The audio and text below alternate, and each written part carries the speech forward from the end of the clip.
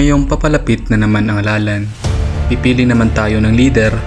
Ang tanong, handa ka na ba pumili ng tapat, patas, at ehemplo o baka naman umasa ka lang sa binibigay nilang pananandaliang saya?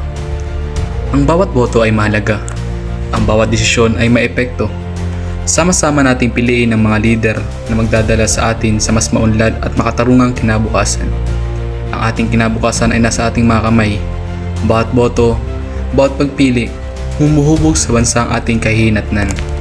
Ngunit ang uri ng kinabukasan ang ating nais. Isang kinabukasang itaneo sa integridad, katarungan at pananagutan o isa sa nadungisan ng korupsyon at pandaraya. Ang pagpili ng boto, ang panlinilang, pinawasak nito ang mismong pundasyon ng ating demokrasya. Ninakaw nito ang ating mga tinig at pinapahina ang ating potensyal. May kapangyarihan tayong magtanim ng bini ng pagbabago.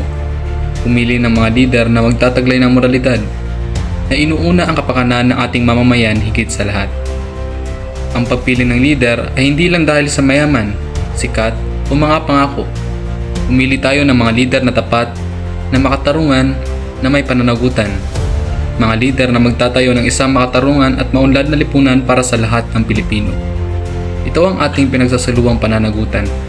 Ang aktibong pakikilahok sa malinis at tapat na halalan.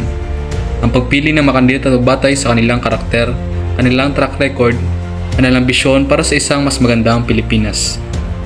Magkaisa tayo bilang isang komunidad. Pinagbuklod ng ating pinagsasaluang hangarin para sa isang mas maliwanag na kinabukasan. Tanggayan natin ang korupsyon at yakapin ang integridad. Mahalaga ang iyong boto. Mahalaga ang iyong pagpili.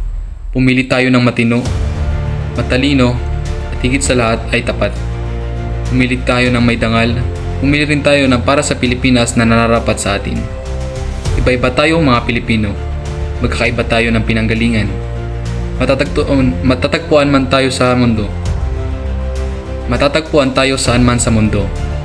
Magkakaiba tayo ng estado sa buhay. Magkakaiba tayo ng salita at kulay sa politika. Pero magkakatulad ng pangarap natin sa Pilipinas at sa bawat Pilipino. Disente at ligtas na buhay at magandang kinabukasan. Nasa ating lahat ang responsibilidad. Sa bawat kandidato, sa bawat botante, at sa mga tagapagpalitang gagabay sa desisyon nating mamamayan para makamit ang pangarap ng ating minamahal na bayan. Kaya, sa ngayong darating na eleksyon, maging tapat, mapanuri at patas sa isip, sa salita at sa gawa.